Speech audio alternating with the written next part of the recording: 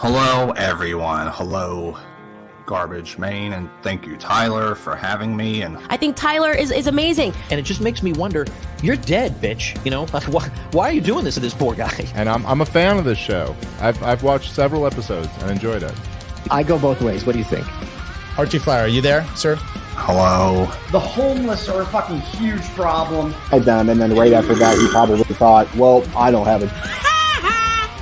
All right, let's go to another caller in Texas. Let's talk to Andrew. Andrew, thanks for calling. Andrew. Libertarian to Renaissance Fair pipeline. Right. Yes, my maiden queen.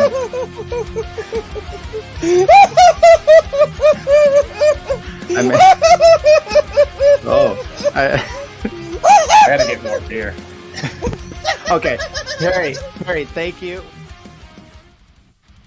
I don't know why I do it. I don't know why I have Perry as part of the intro. Libertarian Podcast Review. This is Tyler Yonke coming with you. Are we doing that already? I've already started drinking, so this is a problem. Episode 102. It's supposed to be Friday Night Fights. It's supposed to be you, me, Andy, and where's Andy? This dude, I don't understand. He doesn't have a job. He moved back to Tennessee. He said yesterday, I'm like, you want to do a podcast today? He's like, yeah, tell you what, call me in the morning. Okay, so I didn't call him. Okay, but he called me.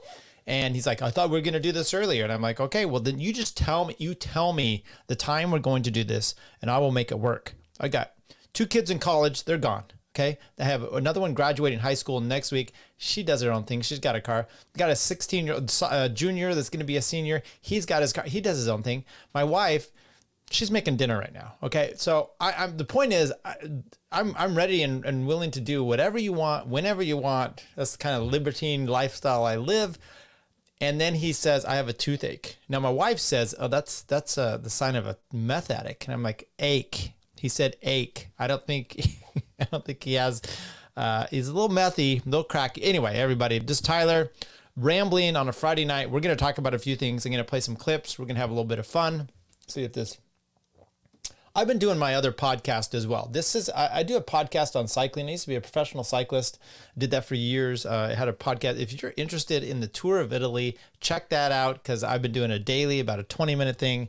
It's been fantastic. Okay, let's just step right into it. First thing I wanted to show, though, is our boy Jose. This guy, he broke something open with this OKC, the Oklahoma City bombing stuff that he's got here. He shows up on Pat Gray this morning. He mentioned it on Tower Game this week, and I'm like, whoa, Pat Gray, that's a big deal. So let me give you a breakdown of who Pat Gray is. There's a picture of him right there, Pat Gray Unleashed. He is on the Blaze Network. Okay, he's got his own show called Pat Gray Unleashed. We're doing good so far. But he started in radio, doing talk radio, DJ. Glenn Beck, he and Glenn Beck were really good friends early on.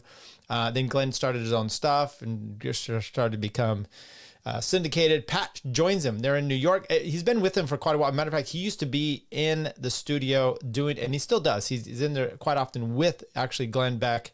Millions of listeners, okay, a daily. So this is a big thing. He's syndicated on the Blaze radio network. He's got his own show. He's no slouch when it comes to, and he had Jose. He did a whole thing.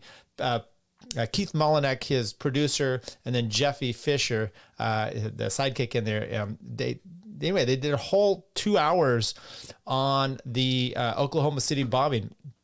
I'm just going to start you out here with what we saw with Jose. Here we go. Our guest? Yep, we're good. Jose's here. All right, we got Jose Gallison of the No Way Jose podcast to tell us about another element of the Oklahoma City bombing. There's just so many. It's just you can't. You're right, man. You can't deal with it all in one show. But we're doing as much as that's we right. We possibly are. I mean, we give and we give and we give. Right. Exactly. So we talked a little bit about Kenneth Trentadue, who We're not going to watch this whole thing. I'm going to for a while suspected to be. Let me pause this here. I'm going to strip this down. I've already downloaded it, and I'm going to just cut the part of Jose, and I'll put it out on my Rumble and YouTube. I don't know for YouTube, they might strike me here, but I'll do that so you just have the Jose portion of it, because you can get this whole show is up on Pat Gray Unleashed. Anyway, let's go. Maybe the John Doe too. He certainly wasn't. had nothing to do with it. They beat him to death anyway, trying to get information out of him. There was somebody else who died under very, very weird circumstances, and Jose is here to tell us about Terry Yeeke, from an Oklahoma City police officer who was, I guess, the first on the scene to arrive. Jose, welcome. Appreciate your being here. Oh, thanks for having me, Pat. You bet. Yeah, I'm glad you guys covered Kenneth. I wrote a whole piece on him recently, one in Garrison Magazine. I appreciate you having me here. I'm looking forward to telling you about Terrence Yeeke, the police officer, one of the first responders who died under very, very... Okay, I'm here to critique this. So what's interesting to me is they put this picture of Jose. Let's go out here. And then they show this picture... I don't know why they showed this picture of him holding the Coke can, backpack, and in his overalls, which I always think of it kind of like the what's the story where the guy kills the bunnies, and anyway, that's who Jose looks like. Anyway, love this guy. Let's keep going. Very suspicious circumstances. Now, who was he? What was his situation? He was the first to arrive. Of Mice and Men, that's the anyway. On the scene, is that right? Yeah, I've heard first. When I hear first, it's like, do you mean like literally the first or one of the first? Yeah. I haven't been able to clear it up, but the between all the sources I've heard, it's like within minutes he was there. Mm-hmm. So he was basically the first. He was one of the first responders to show up. Obviously, the story becomes, later, about a year and a month or so later, he ends up dead. It's kind of like, and then he had been saying things in the meantime that kind of alluded that maybe he knew more, that maybe there was something else going on. Obviously, like, we're kind of speculating to some extent. He did say some things, but it's like he was kind of secretive. He seemed to be trying to protect people and not give them too much information. But yeah, he was a young cop, I believe early 30s. He had an ex-wife at the time, 2 young children. Like him and his ex-wife were in a good spot at the time. Looked like they were kind of rekindling things. I bring that up because that was kind of what they point to, because they blamed it on suicide. A lot of times they point to issues with the family. Right. And, like I said, Tanya Yeeke, his ex-wife, she's done a whole radio interview and she goes into like the state of the relationship at the time. He was introducing her as his wife at the time, and she seemed pleased by it. They seemed to be in a good spot. But there was like a protective order, like of some sort, that had been put into place about a month before the bombing. And like I said, he died about a year and a month-ish after the bombing. But Tanya's actually picked him up from the hospital because he did injure himself in the process of saving lives. He fell through a couple floors carrying a hefty fella. Oh, wow. Kind of hurt himself. And he was a big dude. Not Kenneth, but Terry. He was about probably mid 200s, tall guy. So yeah, he fell a couple floors, hurt himself. Tanya was who picked him up. So they were obviously that good at spot in their relationship to where she was comfortable at even supposedly having some sort of protective order thing going on. So that the state, and then obviously then you fast forward a year and some change later, and what is the state of their relationship then? Okay, I'm not gonna play anymore. But Jose, and I'll just tell you this. So he starts off a little. You could tell he's nervous. By the way, I opened up saying this is a huge deal. I'm so happy for him. Look, for the most part, I hate everybody, including Andy right now for not showing up.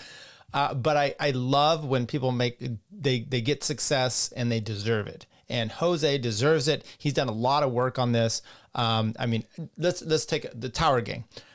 So Clint's got some success. He's done some hard work. He's done that. Reed, who's kind of not really been on there lately, he was on because he did a lot of work as well, and he got on Fox News with Kennedy. Now Jose is here with Pat Gray on The Blaze. That's a big deal. Who else in that show? Well, they've gone on Timcast, but Toad, Cole, what could they possibly do? What could those two do to get famous, besides being just the wankers that they are? But what could they do to actually endure themselves to like Fox News, CNN, MSNBC? I don't know. Spike Network. JC says, "Oh my God, hi Tyler." Oh my God, hi. If I ever met JC, I don't even know who or what that is. I will have to say, oh my God. That's what I'm saying. Okay, so Jose, great job. I'm gonna break that whole thing. I woke up this morning. Look, I'm on the West Coast, right? So this show, it comes on, I want to say 5 or so a.m. for me, and then I tuned in. It was 5 something, and Jose's already on, and I checked it. I got the middle part of it. I went back and watched the whole thing. He just gets better and better as he goes through. He gets more comfortable, and everything kind of comes into him. And by the way, it's when you just have such a topic like that, and Pat kind of throws it at you, and you're kind of like hit. I mean, you've got to organize where you want to actually go from there. Okay, JC says, I'm hanging out here instead of going to Childeberg. Me too. I really wanted to go. I know Childeberg is happening right now, and then Porkfest. I had plans to go to Porkfest or Childeberg this year. It just didn't work out. Really planning on trying to do that next year. My wife just said, hey, if she wants to go, she's like, well, we need to plan it now. I'm like, yeah, you're right. Save up. But the problem I have next year is I have son graduating college, and I have a son graduating high school, and then I have a niece that's getting married in South Carolina, so I'm gonna have to fly the whole family out there. These people, man, they're rough. Okay, so anyway, that's Jose. Let's go to this happened. Okay, I did this. Maybe I want to change this up. I did this video of Crowder, and I've played it before, but we're going to play it one more time here. It's Crowder on, I did a little funny video, and then it got featured, so let's check it out. You know, it became a little weird because a light was put in where it was his rant button, and it was basically a Dave Don't Talk button. Wait, so there's literally a light bulb? What color was the light bulb? There was 4 lights in a row. There were 3 lights. I'm serious. And when it was hit, I wasn't supposed to talk. And they said, was it like a regular colored light bulb, or was it like red? It was like a yellow, a pretty bright yellow, like like yield. So it's like off camera, but in your eyesight. Yes. And would he be the one pressing the button, or was there a producer pressing the button? He would press it. So like Mr. Burns, like he had a button under his desk or the table, and when it's Steven's turn to talk and Dave needs to shut the F up, he presses this button. Money? Yes. Well, please do go on. I know you're a good man, and I have a dog that's very sick. Oh, please continue. I thought maybe you... Oh. Well, thanks for your time. He had that. Well, and then I was told that he's like, well, that was always there. And I'm like, no, I would have noticed the light and been told about it. If you want that, all right, if you want to believe that men have things like cooks, okay? Cooks. I bet you probably think ladies have ladies. Huh? I bet you probably think that. Look, if you want to be in a place...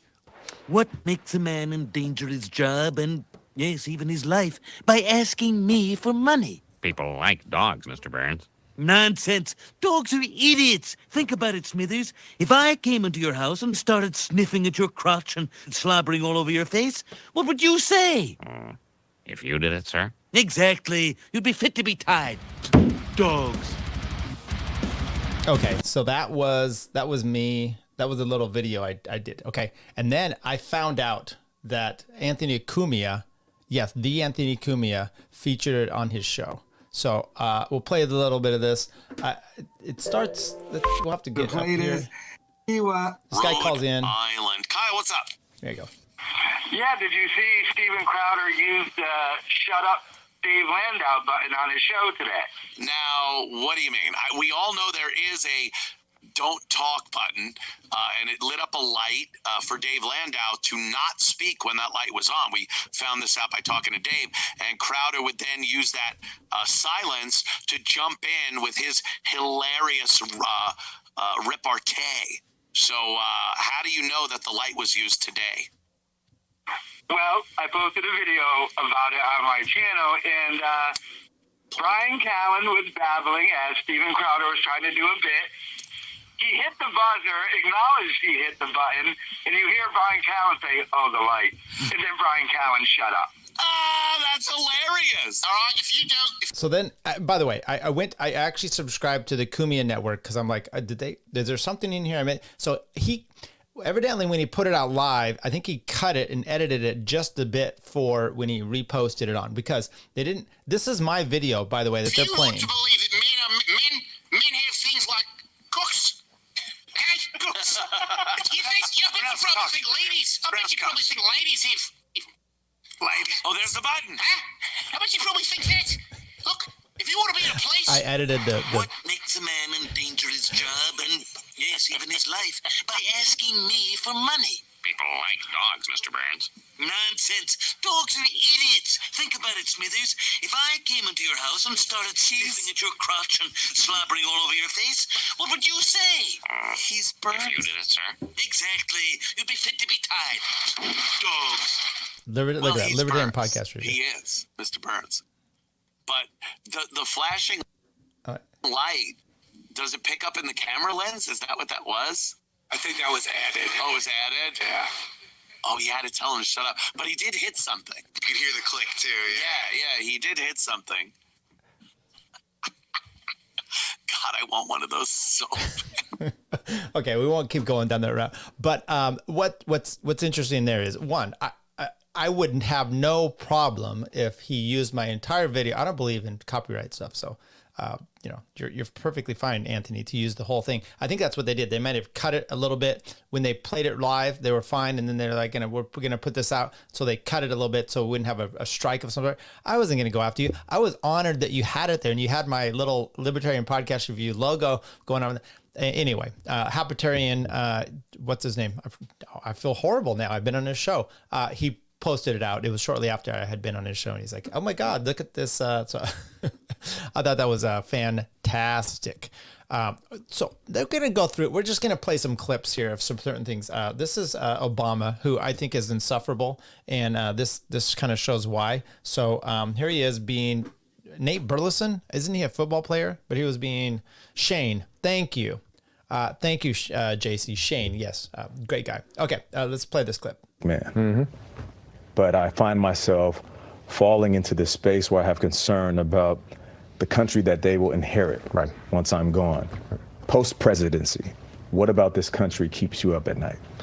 The thing that I'm most... And by the way, that's perfectly fine question, but it's always, look, instead of like, what keeps you up at night? Me personally, I'm like, I'm going to tell you what keeps me up at night, making sure I make the mortgage, making sure I make payroll at my office, my employees are paid, I'm paid, my kids, No, this jackoff is going to tell you about how he's concerned about the nation and probably your rights. That's, no, then you should be worried that your tranny wife, did I say that? What's worried about is the degree to which we now have a divided conversation. Yeah, that's what's worrying him. In part because we have a divided media, right? So I'm much older than you, Nate.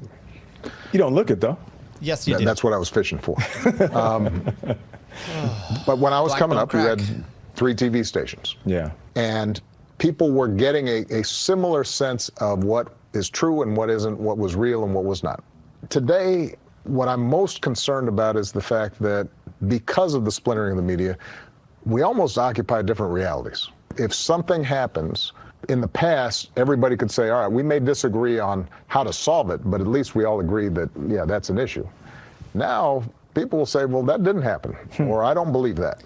This is it's infuriating because this is the problem. I've talked about this over and over about the problems. We can say this is the problem, and he's basically talking about even solutions probably aren't okay with him. So you have too many options, right? If we narrowed it down, and instead of saying colleges, the cost is too much, we're going to say something completely different. That's really what he doesn't want us to have, as many options even for answers. I did this whole episode where I watched the 1967 CBS News, which they only had a few of them there. Walter Cronkite breaks down the JFK, the Warren Report, and they just gaslight you from start to finish. And then at the end they go, why do the American people not believe us? Because you do shit like this, and that's what we had. That was the problem. Anyway, let's keep going with this. And one of, I think, the goals of the Obama Foundation and one of the goals of my post-presidency is how do we return to that common conversation? How can we have a common set of facts? We may disagree on gun violence in terms of what the best prescriptions are, but we can't deny the data that says the United States. And he actually wants, he wants to say, but we can't deny that there is this violence. Has levels of gun violence that are 5, 10, 15 times more than other countries. Yep. Okay, it's bullshit. Anyway, that's him there. We're gonna do another one of former President Obama. And of course, autocrats like Putin have used these platforms as a strategic weapon against democratic countries that they consider a threat. Oh, what's going on? People like Putin. There we go. Keep talking, bitch. And Steve Bannon, for that matter. Understand, it's not necessary for people to believe this information in order to weaken democratic institutions. You just have to flood a country's public square with enough raw sewage. You just have to raise enough questions, spread enough dirt, plant enough conspiracy theorizing that citizens no longer know what to believe. Okay, so with the realization of the Durham report out there, that's exactly what Hillary Clinton, and both sides do it, but that's what he's saying here. So, but he's such a dumb fuck that it's only, and then by the way, both sides do this. You denigrate, so the other side has nothing worth at all to say. Okay, whatever. Once they lose trust in their leaders, in mainstream media, in political institutions, in each other, in the possibility of truth, the game's won. And as Putin discovered leading up to the 2016 election, our own social media platforms are well designed to support such a mission, such a project.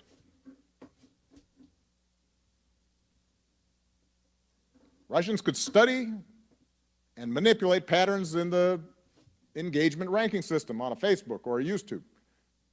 And as a result, Russia... Did you say used tube? Now, I'm not one because I've said Uber before, but come on. Russian state-sponsored trolls could almost guarantee that whatever disinformation they put out there would reach millions of Americans. Okay, when he says state-sponsored trolls, does he mean the FBI? This dumb fuck. It's like he doesn't even know. This is the gaslighting that we have. So let's just keep going on. We're going to keep playing some of these useless people in Congress and the presidents and whatnot. Here's Fetterman making a nice announcement about the debt ceiling. We're here for one simple reason. President Biden Sorry, I can't turn it up needs anymore. to consider using the 14th Amendment if necessary. The entire GOP debt ceiling negotiation is a sad charade. And that's exactly what's wrong in Washington. We're playing with the livelihoods of millions just so the GOP can just turn the screws against hungry Americans. This is the whole reason why the 14th Amendment exists. We need to be prepared to be using it. Again, remember, say that again. We must... Okay, say it again. I like the guy standing next to him, like a proud dad watching their kid give Santa their Christmas list. Be prepared in order to use it. And we cannot let reckless Republicans hold the economy as a hostage.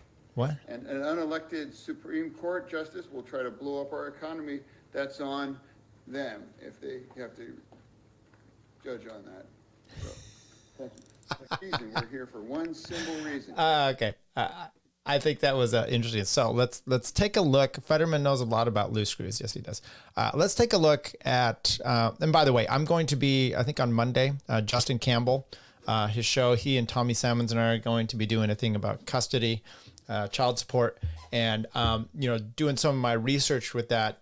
It's real interesting how parental rights, how those are determined. You've got state constitutions, but the U.S. Constitution with the 14th Amendment, the 9th Amendment, and how it extends here. You've got enumerated rights, the penumbra, as they say, of enumerated rights, and then you have unenumerated rights, and those have been given special privileges to ones that they consider sacrosanct, and how that is determined under strict scrutiny. So anyway, I've been going down this whole thing of the 14th and the 9th Amendment. Brian McClanahan has some really good stuff on that, and maybe sometime I'll do a breakdown of that. But I thought we'd look at the 14th Amendment because I know that the Democrats are saying this out there.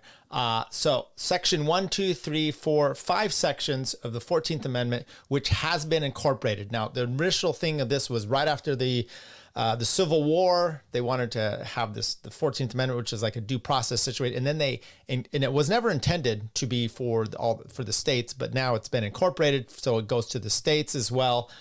But this was after the Civil War. This is kind of the main thing there. Now, the stupid people that want this incorporation and then want also the debt ceiling.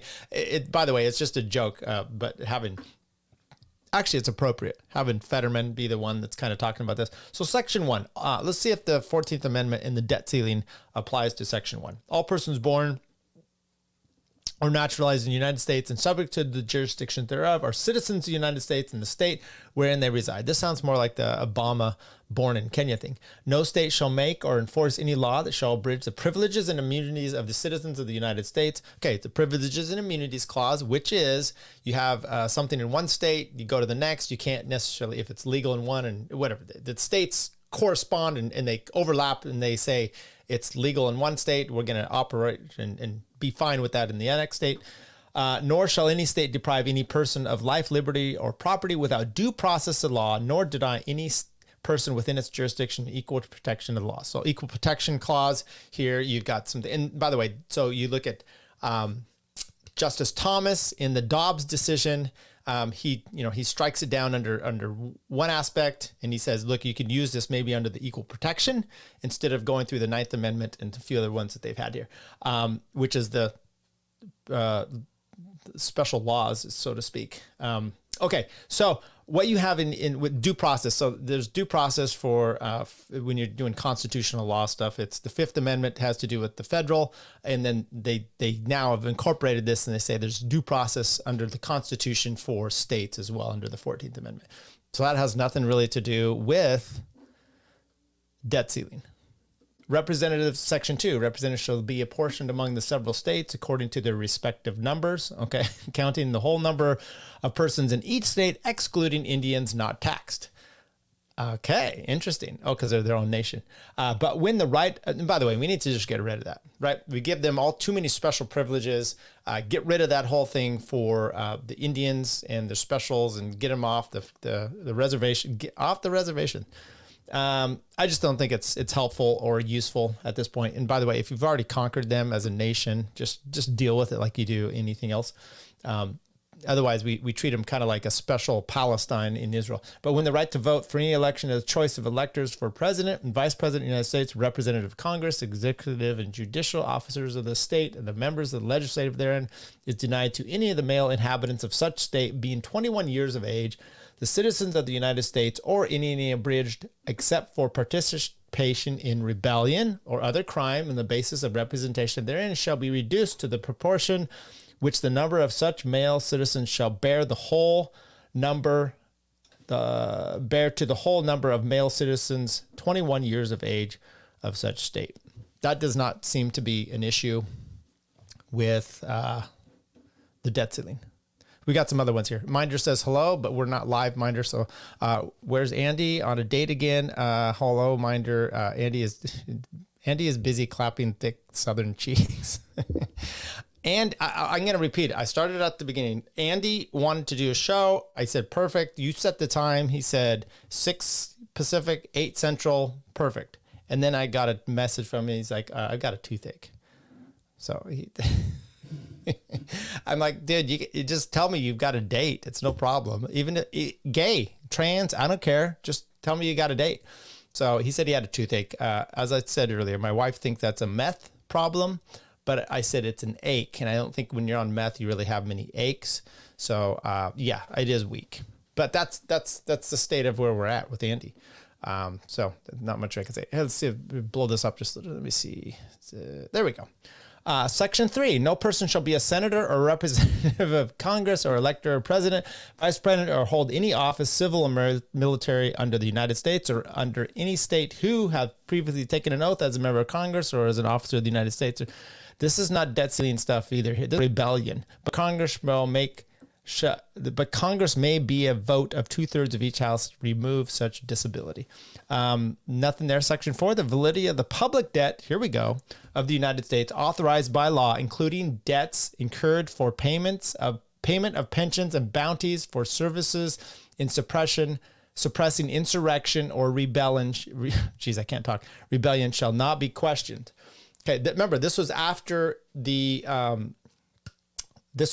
Civil War. So we're talking about they wanted to be able to pay back debts incurred through the Civil War of suppressing the South, okay? But neither the United States nor any state shall assume or pay any debt or obligation incurred in aid of insurrection or rebellion against the United States, or any claim or loss of or emancipation of any slave.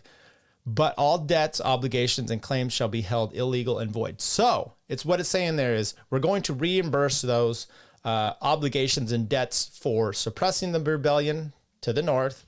And we're going to say any state that rebelled against the United States or trying to not emancipate or claim for loss or emancipation of slaves. So you have a claim now against your property of slave. We are not going to say that that's a valid debt. This is debts associated with the Civil War, uprisings. This is a January 6th implication. Fetterman is, as Minder would say, even though he doesn't mean it in this sense, weak. Okay, I still say it. Last one, Congress shall have the power to enforce but appropriate legislation the provisions of this article. Nothing to do with the debt ceiling. Okay, my point on this is you've got idiots all around. People don't. Fetterman didn't even understand what he was reading, first of all, okay? No clue as to what he was reading, so you give him some forgiveness for that. And I love the guy because he is a complete idiot, but there's more. So then they bring out this 14th Amendment, which no constitutional scholar is even going to be pushing, but the left will do it anyway. So our buddy, our Anarcho-Texan, posted this video. This is Kamala Harris. I just wanted to show you another intelligent official. I think it's very important, as you have heard from so many incredible leaders, for us at every moment in time, and certainly this one, to see the moment in time in which we exist and are present. Today? And to be able to contextualize it, to understand where we exist in the history and in the moment as it relates not only to the past, but the future. You are so dumb. You are really dumb. Okay. I didn't know they were going to go off on that part. So yeah, she is quite hilarious. But if your question is, hey, look, I'm wondering how these people get elected, and I'm upset about that. Just remember, watch this video, okay? China. What do you think he's doing? Okay, this is no joke. This is what people are doing. Fucking Jesus Christ. Social distancing. Put your mask on. Get away from me. Put it on. For freedom. Stop it. Whoa, whoa. What is going on inside your head? So this guy in Michigan came up with this idea. 6 feet apart. Oh yeah. Extreme measures of self-isolation. It gets the point across.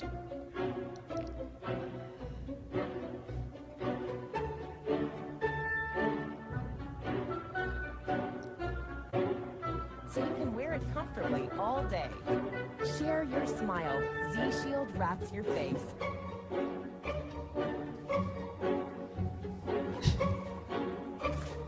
Oh God.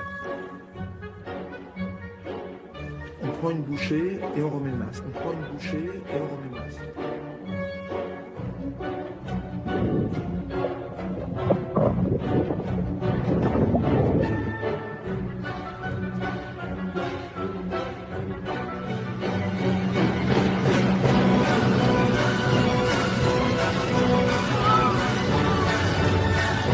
Help us put the mask in mascot.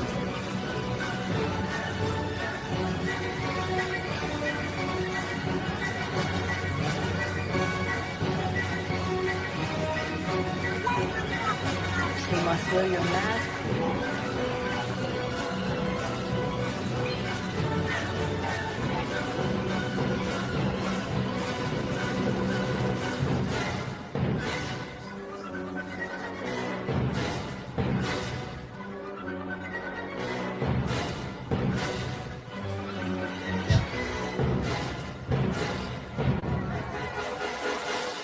shouldn't have to make it fun. It's science. It's science.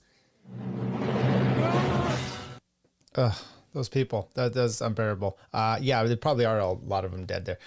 So those, because I put this out as a podcast. There's a lot of subscribers that do audio only. Sorry, I just played a video and it was mostly visual. It was just people freaking out in the mask times. Okay, doing the most insane things you could ever imagine outside. So with that in mind, my point of that is, you're like, how do these people get elected? How do these incredibly idiotic people get elected?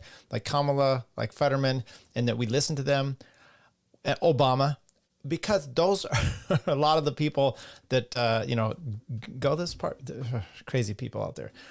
Last thing I will do here, and then we'll take off here, but is I thought we'd do, I did a whole segment just recently on RFK, okay? And if you want to check it out, please do. My whole point of doing the show, though, was to kind of give an idea of, is he a crazy person? Should he be listened to? And I read a thing from Reason. I'd read a bunch of different articles about him, kind of taking him on some points. I pushed back on some things I didn't think were fair. And then there was other things, like he said really good things about Hugo Chavez. Some of the things he said about jailing people. Anyway, so I got some hate. So I thought we'd go through some of the comments section first on Rumble. So here we go. I don't know if you can see this as well, but here we go. Someone here, this one guy, first of all said he wanted to debate. I'm up to debate you anytime on RFK Jr. Here's the debate I did with another anarchist who believes in Q. Well, first of all, I don't believe in Q. And then he sent me to the debate. So this is the messiest. Oh, that's a different guy. That's a great comment. I'm not sure what to debate. I'm not a Democrat. So if that guy wants to debate, that's fine. But I'm not really sure what that is. This person, Sisku, said, this is the messiest, worst structured podcast I ever heard. ADHD much? Get your shit structured. And then Andy pipes in, so true, this guy sucks.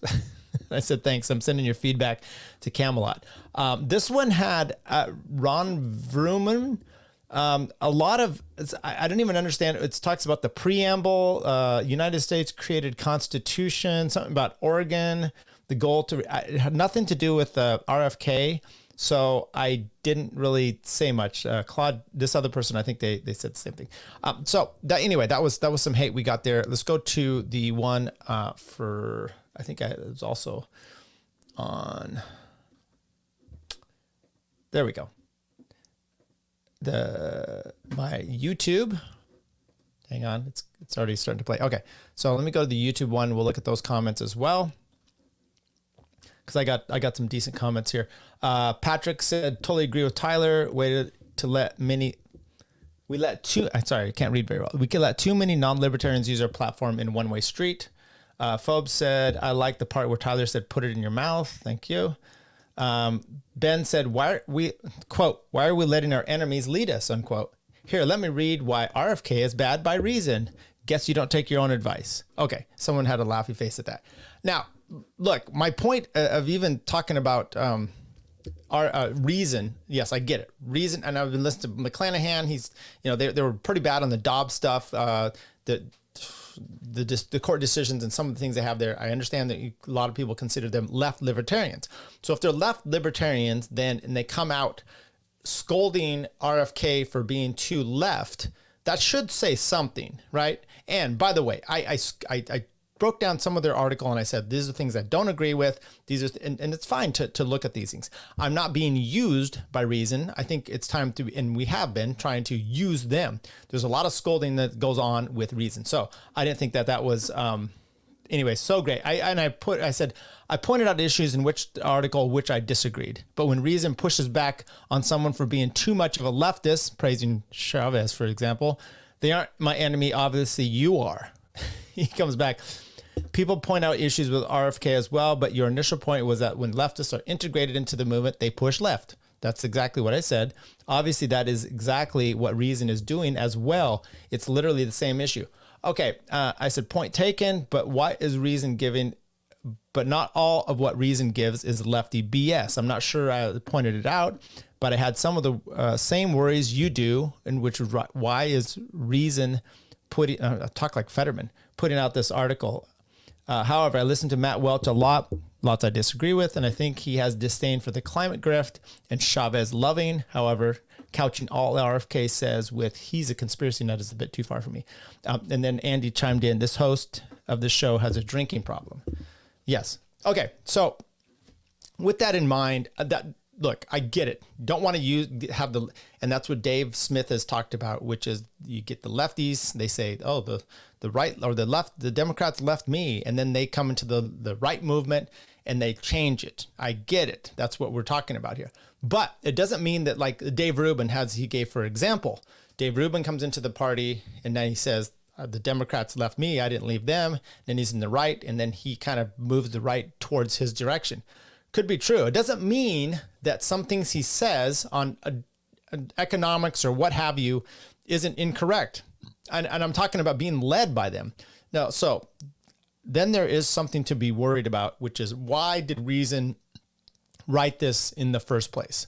Is it because they want the left to be more open, move RFK out, or are there actual problems? And I think it's weird to me. I mean, I'm seeing this all of a sudden now. People are like, I don't like Trump, I don't like DeSantis, but I would vote for RFK. And you go, oh, Jesus, I don't know if DeSantis could be bad on Israel or some other things, but why is RFK okay? Because he praised Chavez? I mean, that's out there.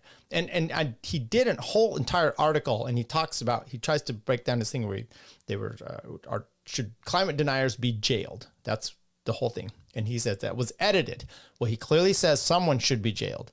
So then they go, corporations should be jailed. So there's an article he wrote about them. He first starts out and says, you should not, I didn't say people should be jailed. I'm all for free speech. I don't want, there's limits of what you can say, but you should be able to say a lot of bad stuff.